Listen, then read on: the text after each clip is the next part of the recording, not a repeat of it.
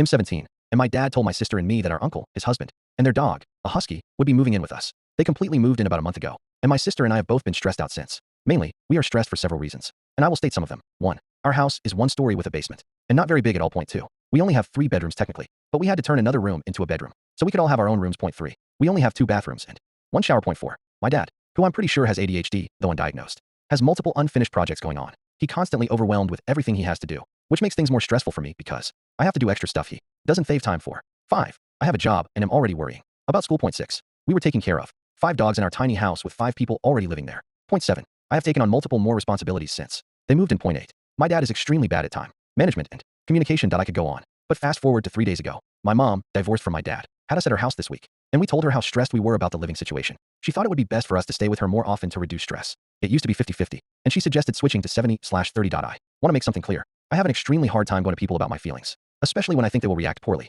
I have a hard time being open with others. However, I don't think that means I'm bad at communicating, which is why I needed my mom's help to talk to my dad.